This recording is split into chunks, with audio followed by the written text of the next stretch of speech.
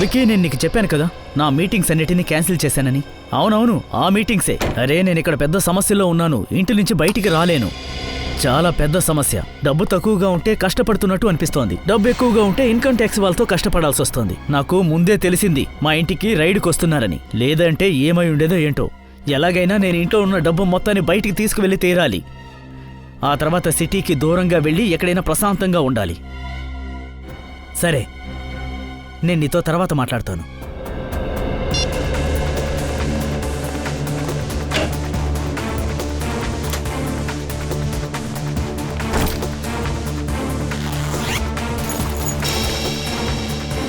డబ్బంతా కరెక్ట్గానే ఉంది.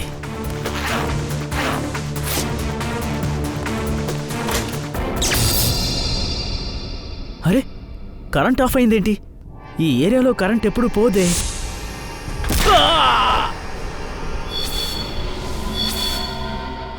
ఎవర్రా నువ్వు? ఎందుకు ఇలా చేస్తున్నావు? నువ్వు ఒక రైటరే కదా, నీకే తెలుసు దేనికోసం ఒకరి ప్రాణాలు తీస్తున్నారని. ప్రాణాలు తీయడానికి మూడు కారణాలే: డబ్బు, ప్రేమ, పగ తీర్చుకోవడం. నేను నీ మీద ప్రతీకారం తీర్చుకోవాలి. ఎలాంటి ప్రతీకారం ఇది? నాకు అసలు ఏమీ తెలియదు. నీకు నేను తెలీదు, కానీ అంకుష్ తెలుసు కదా. అంకుషా? అంకుష్ ఆనంద్. వాడంటే నాకు ఇష్టం. వాడిని నువ్వు చంపేశావు. నేనిప్పుడు నిన్ను చంపబోతున్నాను. హే, వాడు చనిపోతే నా మీద ప్రతీకారమా? నీకేమైనా పిచ్చి పట్టిందా? ముందు నన్ను కిందకు దింపు. ఎవరైనా ఉన్నారా? వచ్చి నన్ను కాపాడండి, కాపాడండి. ఎవరైనా వచ్చి కాపాడండి. ఎవరు నిన్ను కాపాడడానికి రారు. అంకుష్ అనంత్ని ఎలా నువ్వు కష్టపెట్టి చంపావో అలాగే నిన్ను కూడా కష్టపెట్టి చంపుతాను.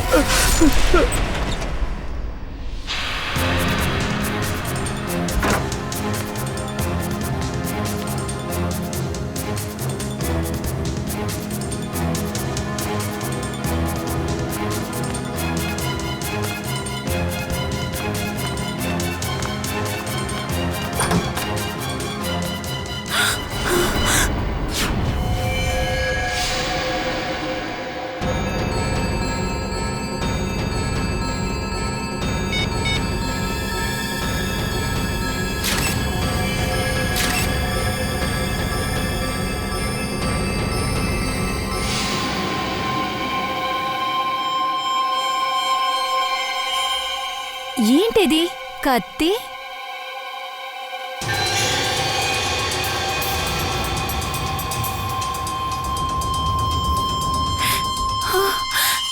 నేనే పని చేశాను? ఫోటో తీసే కంగారులో నా వేలు ముద్రలు ఈ కత్తి పైన పడ్డాయే.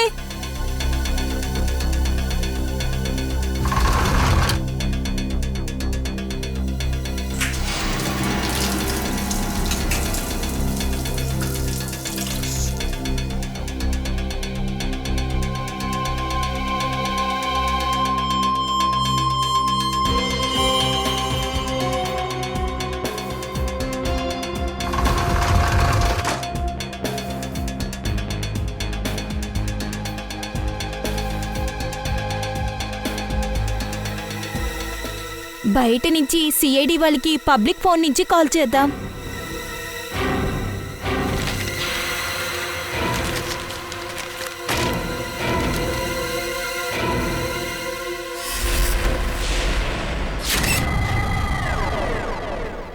చాలా క్రూరంగా ఇతన్ని చంపారు. గొంతుని పూర్తిగా చీల్చేశారు. చూస్తేనే అర్థమవుతుంది వీడి మీద ఎంత కోపం ఉందో ఆ హంతకుడికి. అవును, పగ తీర్చుకోవడానికి చేసిన హత్య ఇదే. ఇలా చూడు, ₹1 కూడా వాడు తీయలేదు. ఈ డబ్బును అసలు వాడు ముట్టుకోలేదు.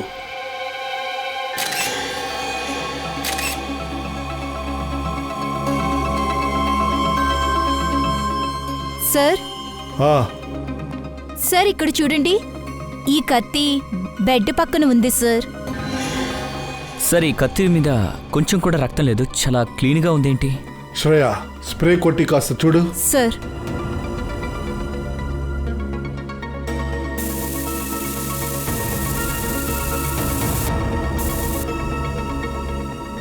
సార్ ఇక్కడ చూడండి.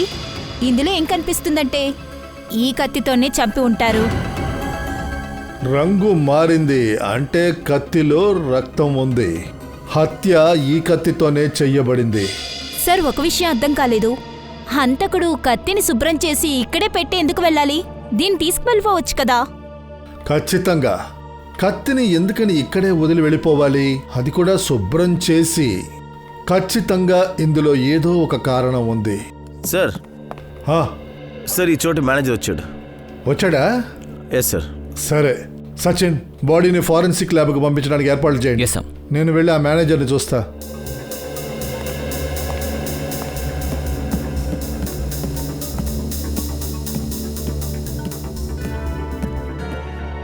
సార్, ఇదంతా ఎలా జరిగింది సార్? నేను నమ్మలేకపోతున్నాను సార్. సార్, నిన్న రాత్రే నేను దగోడియా సార్తో ఫోన్లో మాట్లాడాను. అప్పుడు బాగానే ఉన్నారు. తగోడియా సార్కి ఎవరితోనైనా గొడవలున్నాయా? శత్రువులు ఉన్నారా? లేదు సార్, నాకు తెలిసినంత వరకు ఆయనకి ఎలాంటి శత్రువులు లేరు. ఒక లేడీ నాకు ఫోన్ చేసింది. ఆవిడెక్కడుంది? సార్, లేడీ ఆ, లేదు సార్. దగోడియా సార్ కుటుంబంలో ఆయన తప్ప వేరెవరు లేరు. దగోడియా సార్ ఒంటరిగా ఉన్నారు. అయితే సార్, మనకు ఒక అమ్మాయి ఫోన్ చేసింది కదా, తనెవరు? ఒకవేళ ఆ అమ్మాయి హంతకురాలా? లేదు శ్రేయ, ఆ అమ్మాయి హంతకురాలు కాదు. శవాన్ని పైన వేలాడదీయడం సాధారణమైన విషయం కాదు. ఇది చేసింది ఒక ఆడదై ఉండదు. సార్, ఒక విషయం అర్థం కాలేదు. మనకి ఫోన్ చేసి ఇక్కడ హత్య జరిగిందని చెప్పేసి ఆ అమ్మాయి ఎక్కడికి వెళ్ళి ఉంటుంది? ఒకవేళ భయపడి ఉండొచ్చు. అందువల్లే తను ల్యాండ్ లైన్ అంటే పీసీఓ నుంచి ఫోన్ చేసింది. సరే, అక్కడ పైన ఫుల్గా డబ్బుతో ఒక బ్యాగ్ ఉంది. మీకేదైనా ఆ బ్యాగ్ గురించి తెలుసా? అదేంటంటే దగోడియా సార్ నిన్న చాలా డిస్టర్బ్గా ఉన్నారు. యాక్చువల్లీ అతని ఇంటికి ఇన్కమ్ ట్యాక్స్ రైడ్ రాబోతున్నారని అతనికి తెలిసింది. అందువల్లే ఆయన అతని అన్ని మీటింగ్స్ని క్యాన్సిల్ చేశారు. అలాగా? అయితే అందువల్లే డబ్బుని వేరే చోటుకి షిఫ్ట్ చేసే ప్లాన్లో ఉన్నాడు దగోడియా. ఆ సమయంలో ఈ హంతకుడు వచ్చాడు. దగోడియా కథని ఫినిష్ చేశాడు.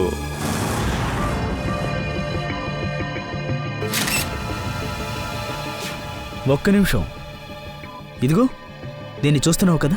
ఇతని కళ్ళ దగ్గర నీలి రంగులో ఒక గుర్తుంది. అవును సార్. ఇటు కూడా చూడు, రెండు వైపులా ఆ గుర్తుంది.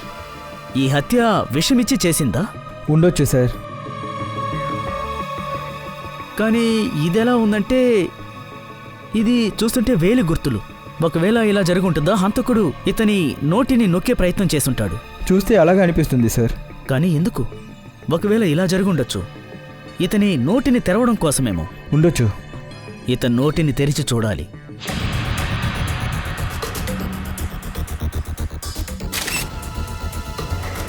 ఆ పోర్సెస్ ఇలా ఇవ్వు.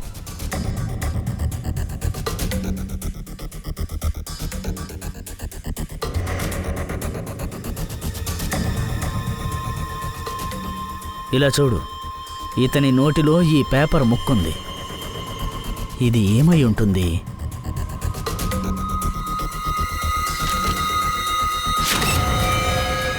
అంకుష్ ఆనంద్. ఇది ఎవరై ఉంటారు? హంతకుడు తన పేరు రాసి ఇతని నోట్లో పెట్టుండే అవకాశం లేదు. లేదు సార్. ఇది ఏమై ఉంటుంది? వెనక చూడు, ఈ పేపర్కి ఇరువైపులా రక్తపు మరకలు అంటుకునున్నాయి. సోలంకి, ఈ పేపర్ నీకు దగోడియా నోటిలో దొరికిందా? అవును బాస్, నాకే చాలా ఆశ్చర్యం వేసింది. ఒక హంతకుడు చనిపోయిన వ్యక్తి నోట్లో పేపర్ ఎందుకు పెట్టాలి? సరే, ఇలా కూడా అయ్యి ఉండొచ్చు. హంతకుడు ఈ పేపర్ని ఆయన నోట్లో పెట్టకుండా చనిపోవడానికి ముందు అతనే హంతకుడికి తెలియకుండా ఉండడానికి ఆయనే నోట్లో పెట్టుకున్నాడేమో. అవును సార్, ఒకవేళ ఈ పేపర్ కోసమే తన్ని హత్య చేసుంటారేమో. ఈ క్లూ హంతకుడికి దొరకకూడదని వాళ్ళు అనుకుని ఉంటారా? అందుకనే ఈ పేపర్ని తన నోట్లో పెట్టేసుంటారు. లేదు శ్రేయ, నాకు తెలిసి ఈ పేపర్ని అతని నోట్లో పెట్టుకున్నట్టు అనిపించడం లేదు. ఎందుకంటే అతని బుగ్గల మీద ఉన్న ఆ నీలిరంగు గుర్తులను చూస్తుంటే హంతకుడు అతని నోటిని బలవంతంగా తెరిచాడనిపిస్తోంది. ఆ తర్వాత ఈ పేపర్ని అతని నోట్లో కుక్కుంటాడు అనిపిస్తోంది. సోలంకి, రక్తం నిండిన ఈ పేపర్లో రాయబడిన అంకుష్ ఆనంద్, ఇందులో ఉన్న రక్తం ఉందే, దగోడియా నోట్లో ఏదైనా గాయం గాని రక్తం గాని కనిపించిందా? లేదు బాస్, ఆ శవం నోటిలో ఎటువంటి గాయము ఎటువంటి గుర్తు లేదు. నాకు తెలిసి హంతకుడు దగోడియా సార్ని ముందు కొట్టుండొచ్చు. ఆ తర్వాత అతని నోట్లో ఈ పేపర్ని కుక్కుండొచ్చు. ఈ పేపర్ మీద ఉన్న రక్తం హంతకుడిదా? కాదు, ఈ రక్తం ఇతనిదే. నేను బాగా చెక్ చేశాను సార్. సార్, ఆ, ఇంటర్నెట్లో ఈ పేరుని నేను సెర్చ్ చేశాను. అంకుష్ ఆనంద్. ఈ పేరుతో ఇద్దరు ఉన్నారు సార్. ఒకరు చెన్నైలో, ఇంకొకరు నాసిక్లో. వీళ్ళిద్దరి గురించి విచారణ జరపండి.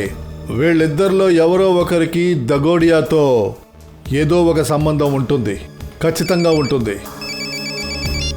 హలో ఎక్కడా? సరే మేము వస్తాం. సరే, ఇంకో హత్య జరిగింది. రైటర్ ముఖేష్ కుమార్. రైటర్ ముఖేష్ కుమారా? అంటే ఇంకొక రైటర్ హత్య. అయితే ఈ దగోడియా ముఖేష్ కుమార్ హత్యల్లో ఏదో ఒక సంబంధం ఉంది.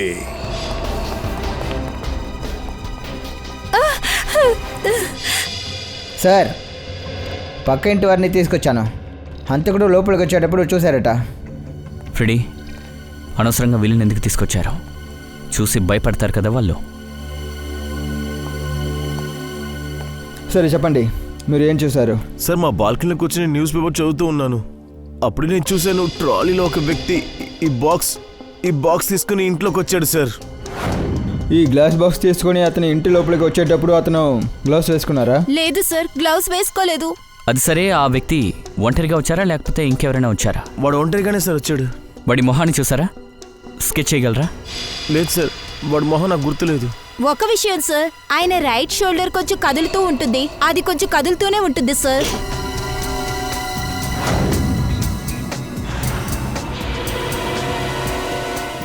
Kavin, yes sir. ఒక్క నిమిషం వెళ్ళారా?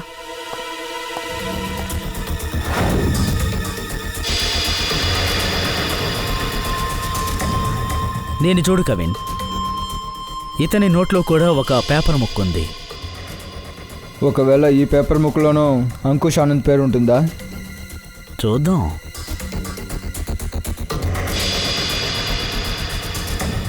ఇందులో రిజు కాలియా అని రాసుంది. రిజ్జు కాలియా. ఈ రిజ్జు కాలియా ఈయన బుక్లో వచ్చే ఒక క్యారెక్టర్. ఆ క్యారెక్టర్ యొక్క మరణం కూడా ఇలాగే జరుగుతుంది, శ్వాస తీసుకోలేక.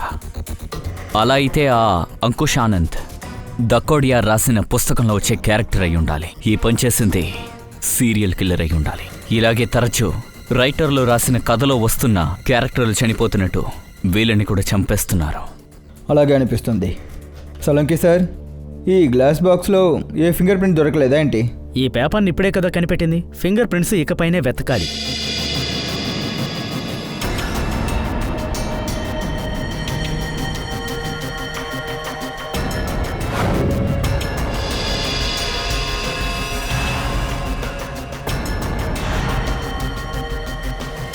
ఇది ఎలాంటి గుర్తబ్బా?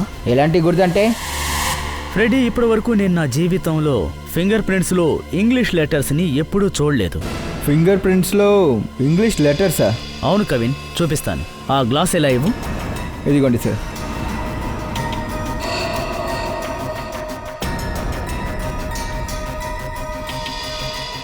ERIAY ఫింగర్ ప్రింట్స్లో లెటర్సా?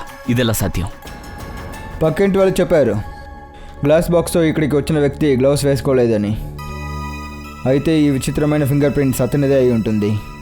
ఫింగర్ ప్రింట్స్లో ఇంగ్లీష్ లెటర్సా? సాలంకి సార్, ఇదేలా సాధ్యం? సాధ్యమే ఫ్రెడీ, బాడీ మోడిఫికేషన్ ప్రకారం ఇది సాధ్యమే. కానీ సాలంకి సార్, ఒకవేళ హంతకుడు ఒక్కొక్క అడుగుని జాగ్రత్తగా వేసుకున్నారంటే అయితే అతను హ్యాండ్ గ్లౌస్ వేసుకోకుండా ఎలా తప్పు చేశారు? ఎందుకంటే ఇది తప్పు కాదు, కావాలనే ఇలా చేసుంటారు. ఈ సీరియల్ కిల్లర్ అతని హత్యలో తన సిగ్నేచర్ వదులుతున్నాడు, అది కూడా ఈ ఫింగర్ ప్రింట్స్ లెటర్స్ ద్వారా. నిజమే. అయితే ఇలాంటి ఆనవాళ్ళు అందరూ వాళ్ళ చేతుల్లో పెట్టుకోలేరు. అలాగే ఇలాంటి ఆనవాళ్ళు అన్ని చోట్ల వేసుకోలేదు. ఈ సిటీలో ఉన్న కొన్ని టాటూ పార్లర్స్లోనే ఇలాంటి బాడీ మోడిఫికేషన్స్ చేస్తున్నారు, చాలా తక్కువ.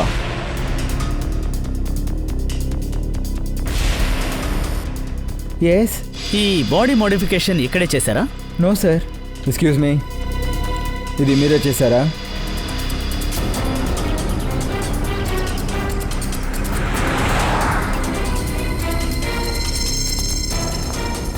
ఇప్పుడు బిజీగా ఉన్నాను, తర్వాత రండి. మేము చాలా బిజీగా ఉన్న మనుషులం, తర్వాత రావడానికి సమయం లేదు. అపాయింట్మెంట్ లేకుండా వస్తున్నారు. నేను మీకు టాటూ అంత వేయలేను. సిఐడి శివ, తర్వాత రాపో. సార్, ఏమైంది సార్? నేనేమైనా తప్పు చేశానేంటి? సిటీలో హత్యలు జరుగుతున్నాయి. హత్య? బుక్స్ రాస్తే రైటర్స్ని. రైటర్సా? కానీ నేను టాటూ ఆర్టిస్ట్ సార్. దీనికి నాతో ఏంటి సార్ సంబంధం? ఏదైనా సంబంధం ఉండొచ్చు. నాకు అర్థం కాలేదు సార్. నువ్వు బాడీ మోడిఫికేషన్ కూడా చేస్తావు కదా? అవును సార్, నా దగ్గర లైసెన్స్ కూడా ఉంది, నేను చూపిస్తాను. ఏ అవసరం లేదు. ఈ ఫోటో జాగ్రత్తగా చూడు. ఈ త్రికోణ్ అనే లెటర్స్ని నువ్వే రాసావు కదా? అవును సార్, నేనే వేసాను. కానీ వీడొక కిల్లర్ అని నాకు అసలు తెలియదు సార్. మాకు తెలుసు, భయపడొద్దు. కానీ ఈ మనిషికి సంబంధించిన డీటెయిల్స్ నీ దగ్గర ఉంటుంది కదా, ఉందా? అవును సార్, ఒక్క నిమిషం, అది నేను తీసుకొస్తాను. ఇదిగో దొరికింది సార్. ఇదిగోండి సార్, ఇదే సార్. ఇతని పేరు త్రికోణ్ అనుకరణ్ సార్. త్రికోణ్ అనుకరణ్? ఇది మనిషి పేరా లేదా ఎన్జిఓ పేరా? త్రికోణ్ అంటే ట్రయాంగిల్, అనుకరణ్ అంటే ఎవరికో డూప్లికేట్ అని అర్థం. అంటే ట్రయాంగిల్ చేసి ఇది చేసుంటారా? ఒకవేళ త్రికోణ్ అనే పేరుతో పాత సీరియల్ కిల్లర్ లాగా ఇతను హత్య చేసి అతన్ని యూజ్ చేసుకుంటారు. ఒక పని చేద్దాం, త్రికోణ్ అనే పేరుతో ఎవరైనా సీరియల్ కిల్లర్ ఉంటారా అని మన డేటాబేస్లో చెక్ చేద్దాం. నిఖిల్, త్రికోణ్ అనే సీరియల్ కిల్లరా? ఎక్కడ? ఏ జైలో చెప్పండి. శాంతినగర్. Okay, thank you. ఏమైంది? ఒక చిన్న క్లూ దొరికింది. ఆ హంతకుడు రైటర్స్ని ఎలా చంపాడో ఇప్పుడు కూడా అలాగే జరుగుతోంది. కానీ గత 4 సంవత్సరాలుగా వాడు జైల్లో ఉన్నాడు. అంటే దీనికి అర్థం హంతకుడు జైలు నుంచి బయటకు వచ్చి చంపుతున్నాడా ఏంటి? లేదా త్రికోణ్ లాగా ప్రాక్సీ చేస్తున్నాడా? అభిజిత్, సరాంచ్ సరాంచ్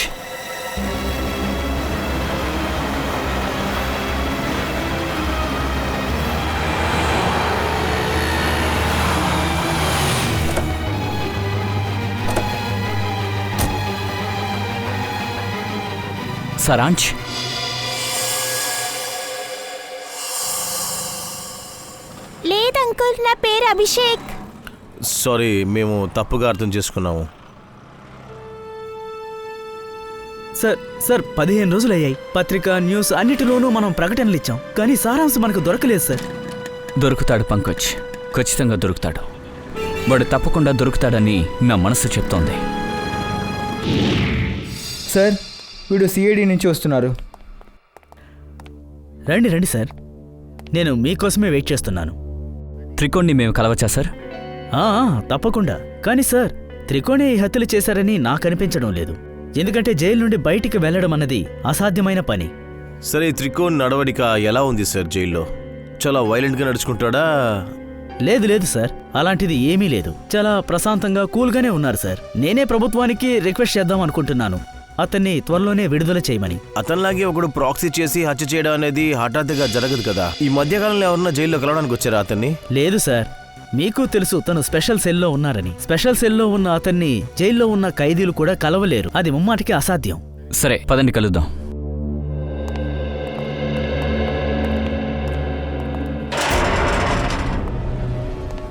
త్రికోణ్, చూడు, నీకు ఈరోజు సంతోషకరమైన రోజు. ఇన్ని సంవత్సరాల తర్వాత నిన్ను కలవడానికి సిఐడి వాళ్ళొచ్చారు. ఏంటి విషయం జైలే సార్?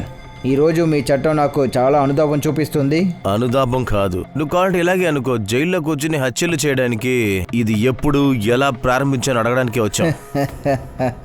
మీరు చాలా తమాషా చేస్తున్నారు. ఇన్ని సంవత్సరాలుగా నన్ను ఈ జైల్లో ఖైదు చేసి పెట్టారు, కానీ అనుమానించే అలవాటు మీకు ఇంకా వెళ్ళలేదు. అలా అయితే ఆ వ్యక్తి ఎవరు? బయట ఉంటూ రైటర్స్ని చంపుతున్నాడు, అది కూడా నీలానే షోల్డర్స్ని ఆడిస్తూ. ఎవరై ఉండొచ్చు? నాలాగే హత్య చేస్తున్నారా? లేదా ఒకవేళ నీ కుటుంబంలో ఉన్నవాళ్ళు, నీ ఫ్రెండ్స్, లేక ఇంకెవరైనా? నాకు ఎవరూ లేరు. నా చిన్న వయసులో అనాథాశ్రమంలో ఉన్నాను, మధ్య వయసులో రోడ్డు మీద ఉన్నాను. అయితే ఇప్పుడు నువ్వేం చెప్పాలనుకుంటున్నావు? నువ్వు హత్య చేసే విధానం ఇంకెవరికి తెలియదు అనుకుంటున్నావా? ఎవరికీ తెలీదు. నీకు ఎవరి మీద అనుమానం ఉందా? నీకేం తెలుసో అది చెప్పు, అప్పుడే మేము ఇంకొక ప్రాణం పోకుండా ఆపగలము. నేను మీకు సహాయం చేస్తే నా శిక్ష దక్కుతుందా? మాట ఇవ్వలేము. నువ్వు మాకు సాయం చేసి ఆ హంతకుడిని మేము పట్టుకుంటే నీ శిక్షని తగ్గించడానికి మేము సర్కార్ని ఖచ్చితంగా అడుగుతాం.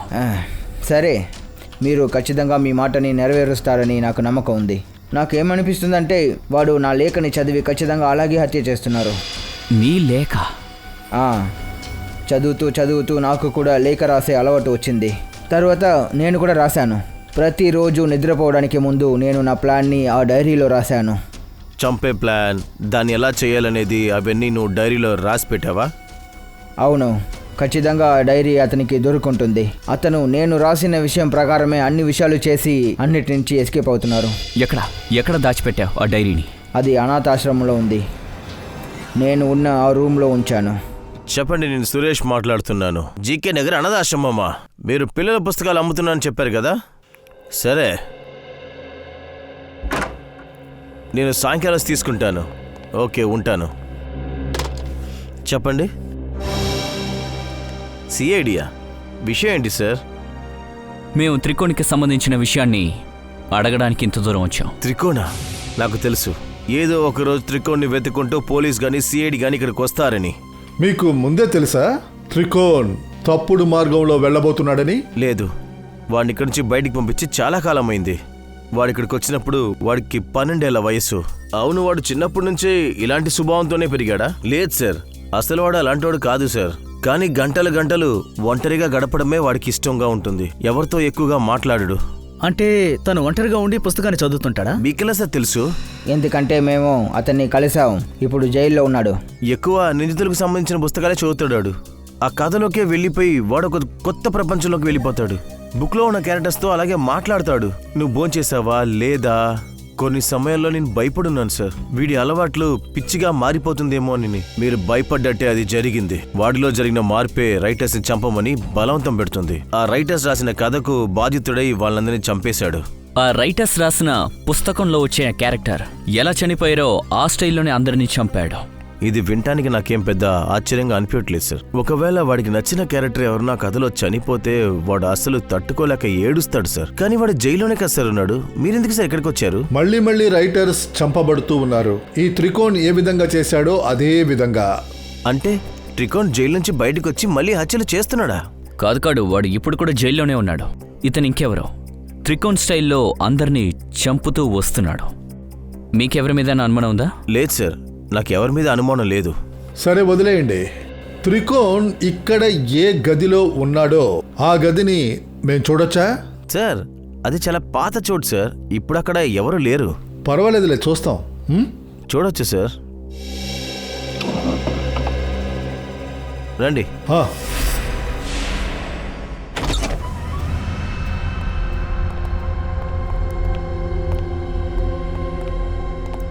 అయితే ఇదేనా త్రికోణ్ గది? మేనేజర్ సార్, త్రికోణ్ దగ్గర ఒక డైరీ ఉండేది. ఆ డైరీ గురించి మీకు తెలుసా? లేదు సార్, మాకు అలాంటి డైరీ ఏది దొరకలేదు.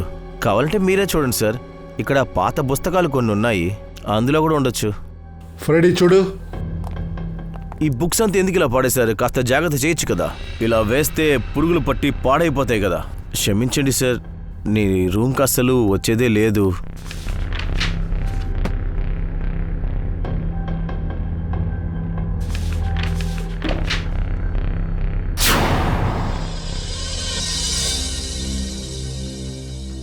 సార్, డైరీ ఎక్కడ కనిపించలేదు. కానీ నేను ఒకటి కనిపెట్టాను సార్. ఏంటి? సరే, ఈ గోడకున్న ఇటుకను చూసారా? చాలా విచిత్రంగా ఉంది. మిగతా ఇటుకల కంటే ఇది విచిత్రంగా ఉంది. దయా, కాస్త చెక్ చేయి. సార్, మీకు ఆ కేసు గుర్తుందా? గోడలో శవాలు దొరికిన కేసు. ఒకవేళ ఈ కేసులో కూడా అలాంటి ఏమైనా? మేము డైరీని వెతుకుతున్నాం, అర్థమైందా? శవాన్ని కాదు.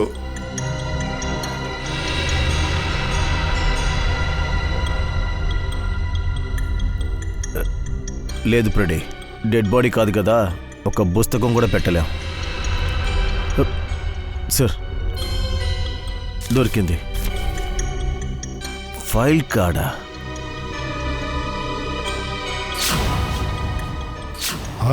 త్రికోణ్. అయితే ఆ ఇంకో కిల్లర్ డైరీని తీసుకెళ్ళిపోయాడు. అభిజిత్, ఇది ఖచ్చితంగా త్రికోణ్ డైరీ కవర్ అయి ఉంటుంది. అంటే ఇక్కడికి ఎవరు వచ్చారో వాళ్ళకి తెలుసు ఆ త్రికోణ్ డైరీని ఎక్కడ దాచిపెట్టాడని.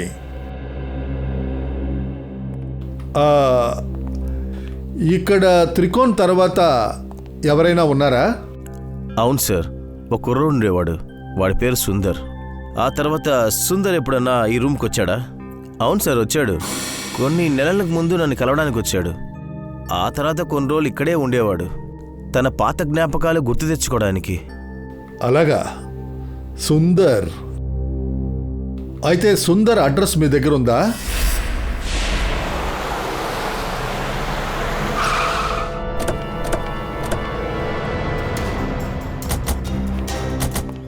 అరే వా, సుందర్ ఎంత పెద్ద ఇల్లు కట్టారు.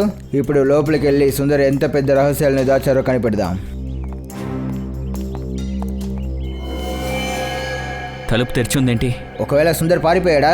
ఏదో సమస్య అనుకుంటాను. రండి. సుందర్,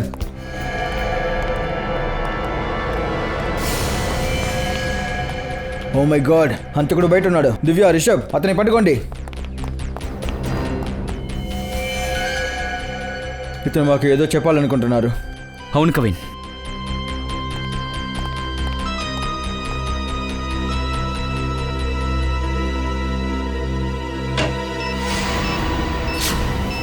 మై గాడ్, ఇక్కడ బాగుంది. 30 సెకండ్సే ఉంది, మనం బయలుదేరదాం. బయటికి వెళ్దాం. రండి, త్వరగా రండి.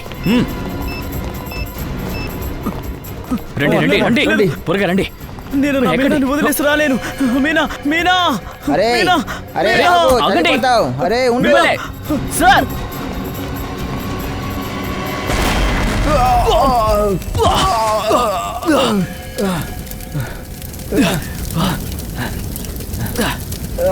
ఫ్రెడీ,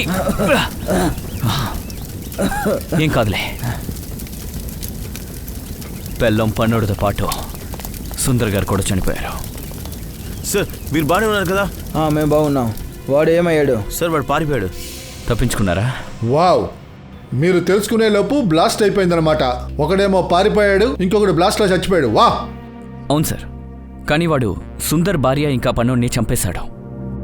ఆ సుందర్ కూడా చనిపోతే ఈ కేసుని మనం క్లోజ్ చేస్తామనుకున్నాడు. సచిన్, ఇలా చెప్పడానికి కారణం ఏంటి? సీరియల్ కిల్లర్ వాడు కాదేనా? లేదు సార్. సార్, ఆ కిల్లర్ పారిపోవడం మేము కళ్ళారా చూసాం. కాకపోతే వాడిని పట్టుకోలేకపోయాం.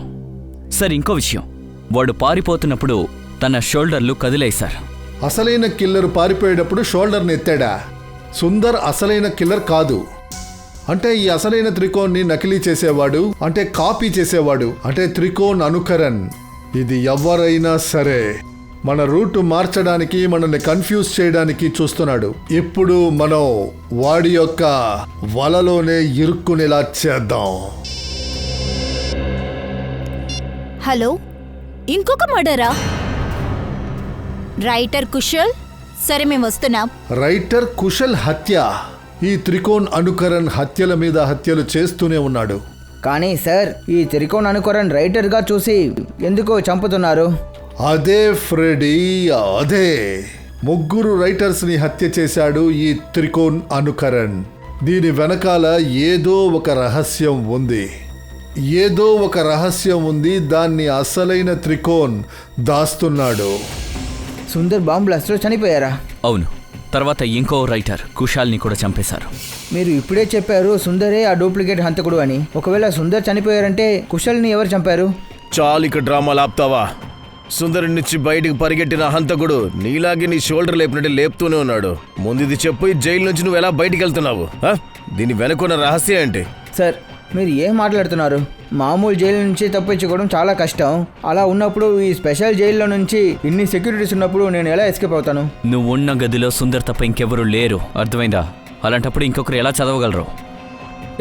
ఎవరైనా ఆ డైరీని చదివారో చదవలేదో అదంతా నాకు తెలీదు. కానీ నా డైరీలో తరువాత పేరు ఆ కుశల్దే. అతన్ని నేను చంపాలనుకుంటున్నాను. మరి ఆ లిస్టులో ఎవరెవరి పేర్లు ఉన్నాయి నీకు గుర్తుందా లేదా? అది నా దగ్గర లిస్ట్ ఉంది, కావాలంటే దాని కాపీని నేను ఇస్తాను.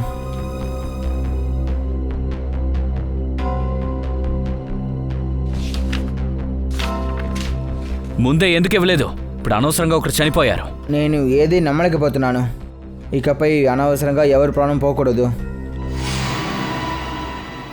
దీపక్, చివరి పేరు దీపక్. హత్య చేసావు, నువ్వు హత్య చేసావు. హత్య? నేను ఎవరిని హత్య చెయ్యలేదు. నేను మామూలైన ఒక రైటర్ని. శేఖర్ మర్చిపోయావా శేఖర్ని? శేఖర్ ఎవరు? నాకు ఎవరిని తెలీదు. నీ పుస్తకంలో నువ్వు రాసినటువంటి కథాపాత్రే శేఖర్. నీకేమైనా పిచ్చా? తనేమి నిజంగా శేఖర్ అనే వ్యక్తి కాదు. అతను నా కథలో ఒక క్యారెక్టర్. అతను నా క్యారెక్టర్ మాత్రమే, వేరేమీ లేదు. బదరా రైటర్ సార్, నీకు కొంచెమైనా సెన్సిటివిటీ అనేది ఉండాలి. మరి ఇంత తొందర పడితే ఎలా? ఇప్పుడు మీరు కూడా ఈ నొప్పిని కొంచెమైనా భరించండి. రా. హై.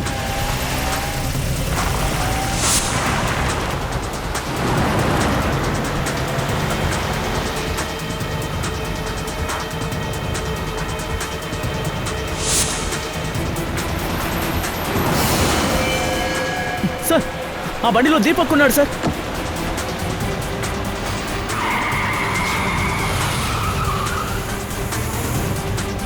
అందులోనా? అవును సార్.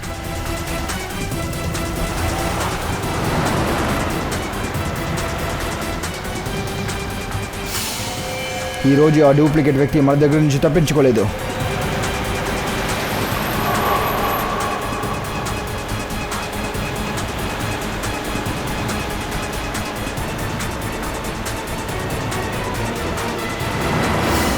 అరే అరే, ఇది ఎవరు?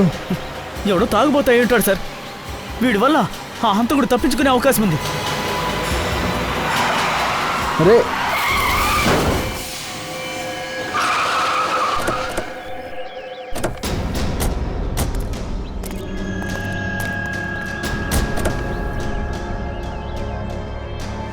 One second.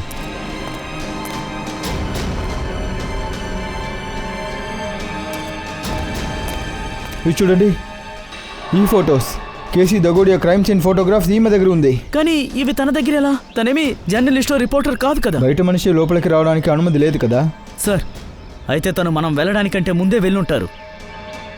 ఉండొచ్చు పంకజ్. ఒకవేళ ఈ అమ్మాయి మనకి ఫోన్ చేసి పిలిచిందా ఏంటి? ఈమెని స్పృహలోకి తీసుకురావడం అవసరం. దివ్య, ఆమెకి నీళ్ళు ఇవ్వు.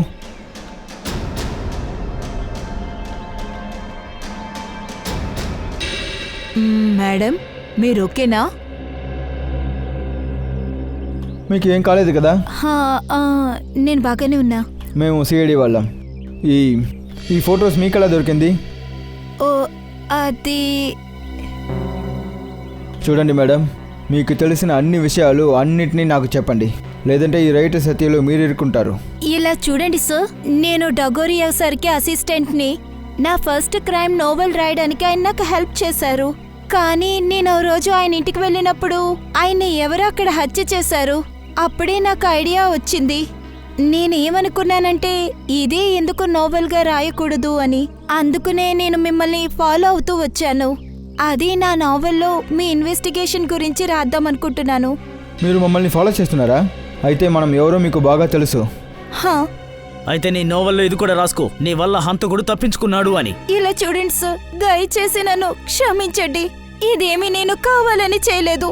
నా కార్లో సడన్ గా బ్రేక్ ఫెయిల్ అయింది, అందుకునే. చూడండి, ఒకవేళ మీరు చేసిన ఈ తప్పు వల్ల దీపక్ ప్రాణానికి ప్రమాదం ఏర్పడితే చట్టం ఎప్పుడూ మిమ్మల్ని క్షమించదు.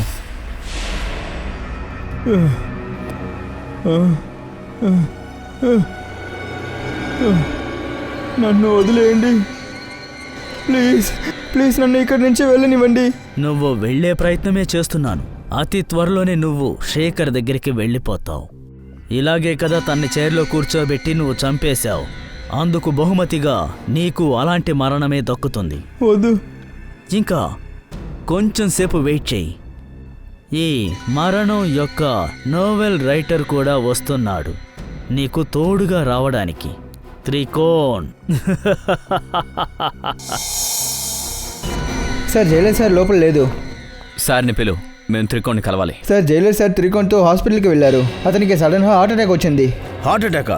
ఏ హాస్పిటల్? అరే మీరా? త్రికోణ్ ఎక్కడా? ఐసీలో ఉన్నాడు. విషయం ఏంటి? వాడు చెప్పింది అబద్ధం. వాడు ఇప్పుడు కూడా ఏదో ఒక విషయం దాస్తున్నాడు. వెళ్దాం పదండి.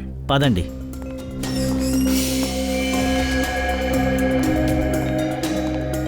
ఎక్కడా? ఎక్కడికి వెళ్ళాడు? అరే, ఇక్కడే కదా ఉన్నాడు. ఎక్కడికి వెళ్ళారు? సార్, ఒకవేళ అతను హాస్పిటల్ నుండి తప్పించుకున్నాడా దీపక్ని చంపడం కోసం? ఎలా పారిపోతాడా? ఇక్కడ ఎవరున్నారు? ఎవరు వార్డ్ బాయ్? సార్ మకరన్ ఉన్నాడు. ఈ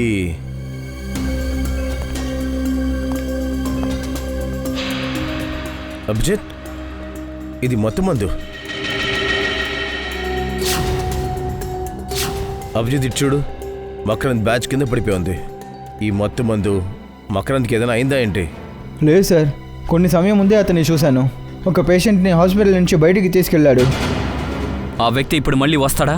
లేదు సార్, అతని డ్యూటీ పూర్తి అయింది. ఇప్పుడు వాడిని ఎక్కడ చూడొచ్చు? సార్ మందు కొట్లో చూడొచ్చు. సరిపోయింది. ఈయనేనా మకరంద్ సార్? అవును సార్, వీడు బార్లో కూర్చుని తన ఫ్రెండ్స్తో మందు కొడుతూ ఉన్నాడు. అలాగే తన తప్పుల గురించి గొప్పగా మాట్లాడుతూ ఉన్నాడు. వీడిని సిఐడి ఆఫీస్కి తీసుకొచ్చి ఎందుకు ఎంక్వైరీ చేయకూడదనుకున్నాను సార్. Wow wow wow wow Sachin, నువ్వు చాలా మంచి కార్యం చేశావు. ఏంటి మకరంద్ గారు, ఇప్పుడు మాకు చెప్తారు కదా మీ టాలెంట్ స్టోరీలను? ఏమంటావు? చెప్పు. సార్, నాకు 1,00,000 రూపాయలు ఇచ్చారు సార్. ఆ పేషెంట్ని వార్డులో నుంచి తీసుకొచ్చి బండిలో కూర్చోబెట్టమని చెప్పారు. ఏంటి? అవును సార్. 1,00,000 రూపాయల కోసం నిన్ను నువ్వు అమ్ముకున్నావా? నీకు డబ్బిచ్చింది ఎవరో? సార్, అది మాత్రం అడగండి. నేను కనుక వాళ్ళ గురించి చెప్తే వాళ్ళు నన్ను చంపేస్తారు. అలాగా? నువ్వేమనుకున్నావు? నిన్ను మేము ఇలాగే వదిలేస్తామనా? నిన్ను ఇంకా బాగా చూసుకుంటాము. ఆ విధంగా నిన్ను ఎవరు కూడా జీవితంలో ఇక చూసుకోరు. చూసుకో సచిన్. ఖచ్చితంగా సార్. సార్ సార్ వద్దు సార్, వద్దు సార్, ప్లీజ్ సార్, నేను చెప్పేస్తాను సార్, నన్ను వదిలేదు సార్, చెప్పేస్తాను. మరి త్వరగా చెప్పు. బాగా సెర్చ్ చేయండి. ఒక్క మూల కూడా వదలకండి. లోపల ఎక్కడైనా దాక్కున్నాడేమో వాడు.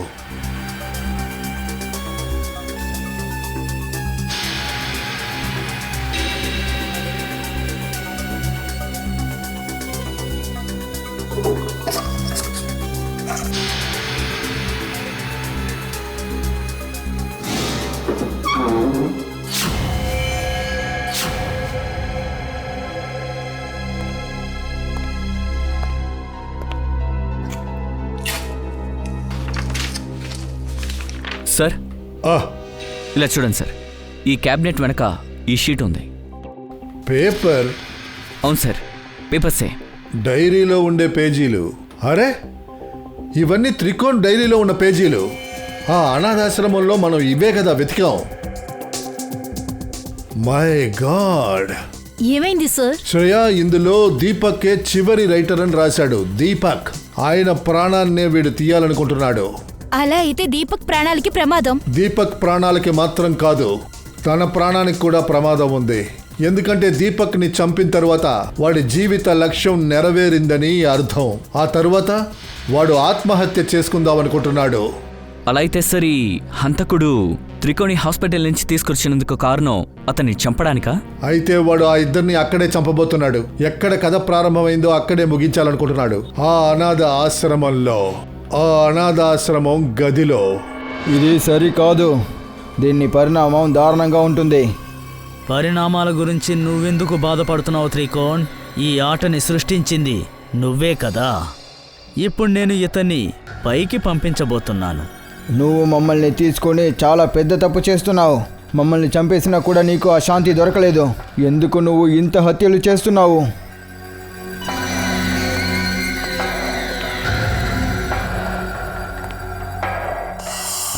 తప్పకుండా. కానీ నాకు తెలిసి ఈ హత్యలన్నీ త్రికోణ్ చేయలేదు. కాలం చెల్లింది త్రికోణ్. నువ్వు ఎంత ప్రయత్నించినా తప్పించుకోలేవు. దీపక్ని తప్పించలేవు. అలా చెయ్యదు. నువ్వు అలా చేయకూడదు. ఇప్పుడు నిన్ను అదే విధంగా చంపేయబోతున్నాను. నావల్లో త్రికోణ్ ఎలాగైతే రాశాడో అలాగా. లేదు, వద్దు, వద్దు, నన్ను చంపేయద్దు, నన్ను వదిలేయి. ఆపో. ఏయ్ ఆపు, ఇక చాలు. నువ్వు ఆడిన ఆటలో ఇంకొక అడుగు ముందుకేస్తే అంతే నువ్వు. సిఐడి, చివరాఖరికి నా వేషం బయటపడింది. మీరు నన్ను ఉరికంబం ఎక్కించకుండా వదిలిపెట్టరు. నేను కూడా ఉరికంబం ఎక్కడానికి ముందు వీళ్ళిద్దరిని చంపేసి నా లక్ష్యాన్ని చేరుకుంటాను.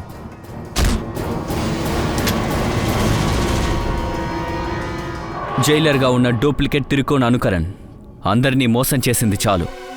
మామూలుగా అడిగేటప్పుడే చెప్పేసి. త్వరగా చెప్పు, ఎందుకు చంపావు? నాకు తెలుసు, నేను రాసిన దానిలో అంత శక్తి ఉంది, చాలా శక్తి ఉంది. తప్పు చేసే ఒక్కొక్క రైటర్స్ని నేను అందులో చంపేశాను. అందుకని నన్ను త్రికోణ్ తన అనాథాశ్రమానికి పంపించాడు. తన డైరీ ద్వారా తను రాసింది చదవడం కోసం నన్ను ఆకర్షించాడు. కాబట్టి తను ఏం చెప్పినా నేను చేయాల్సిన పరిస్థితి వచ్చింది. జైలర్ సార్ని ఫ్యాన్గా మార్చడానికి నాకున్న ఆలోచన ఒకే ఒకటి మాత్రమే. నా శిక్షని నేను తగ్గించాలనుకుంటున్నాను. అందుకనే నాలాగే అతన్ని హత్య చేయడానికి బలవంతం చేశాను. ఎందుకంటే మీ సహాయంతో సుందర్ని పట్టుకోవాలనుకున్నాను. నా శిక్షని తగ్గించాలనుకుంటున్నాను. ఆ తర్వాత సుందర్ని బలి పశువుని చేశాకే నాకు ఈ విషయం అర్థమయ్యింది. త్రికోణ్ కళ ఎప్పటికీ ఫలించదు అని. దీనికోసం కుశల్, దీపక్, త్రికోణ్ ఈ ముగ్గురి ప్రాణాలు తీయడం ముఖ్యం అనుకున్నాను. అందుకనే నేను త్రికోణ్ తినే తిండిలో ఒక టాబ్లెట్ని కలిపాను. దానివల్ల ఇతనికి హార్ట్ అటాక్ వచ్చింది. ఆ తర్వాత హాస్పిటల్లో జాయిన్ చేశాను. ఆ తర్వాత వీడి కథని ముగించాలి అని చూశాను. ఒకవేళ సిఐడికి సుందర్ బాడీ గనక దొరికిందంటే సీరియల్ కిల్లర్ని వెతకడం వాళ్ళు ఆపేస్తారు. ఆ తర్వాత ఒకవేళ త్రికోణ్ కథ ఏమవుతుంది? ఆ రైటర్స్ అందరినీ చంపేసి మోక్షం పొందేటటువంటి కళ లేదు, నేను పూర్తి చేస్తాను త్రికోణ్ కళని. త్రికోణ్ అయోమయంలో ఉంటే నేను చూడలేను. ఆ రైటర్స్ అందరినీ నేను చంపేస్తాను. ఆ తర్వాత త్రికోణ్ని కూడా జీవితం అనే కష్టం నుండి విముక్తుణ్ణి చేస్తాను, తను కోరుకున్నట్టుగానే. సుందర్ చనిపోయిన తర్వాత మీరు కుశల్ మరణం గురించి నాకు చెప్పారు. అప్పుడు నాకు అర్థమైంది, ఈ జైలర్ ఎవరిని వదిలేరని, అందరినీ చంపేస్తారని తెలిసింది. చివరిగా నన్ను కూడా చంపేస్తారు. మరి ఏం చేయమంటావు? నీ నవల్లో ఆ విధంగానే రాసుంది. నాకు అర్థమైంది. ఒకవేళ నేను తప్పుకోవాలంటే దానికి ఉన్న ఒకే దారి సిఐడిని నీ వైపుకు మార్చడం, దీపక్ పేరుతో. వారే వా, చట్టాన్ని కాపాడాల్సిన వాడు. బాగుంది. ఎంత దారుణమైన పని చేశావు. ఒక హంతకుడికి తోడుగా నిలబడ్డావు నువ్వు. నాకు తెలుసు సిఐడి ఏదో ఒకరోజు అంతా కనిపెట్టేస్తుంది అని. కానీ నన్ను ఏం చేయమంటారు? ఇతని కథల ముందు నేను ఏమీ చేయలేకపోయాను. ఇంకా ఇతని మాటల మాయల వల్ల నేను ఆకర్షితున్నైపోయాను. సీరియల్ కిల్లర్నయ్యా. నోర్మయ్, అబద్ధం. ఇదంతా ఒట్టి అబద్ధం. మీరిద్దరూ కలిసి ఎంతమంది అమాయకుల్ని చంపారో తెలుసా? మీకు అసలు బతకడానికి హక్కే లేదు. మీకు చట్టం ఉరి శిక్షే విధించబోతోంది. ఉరి.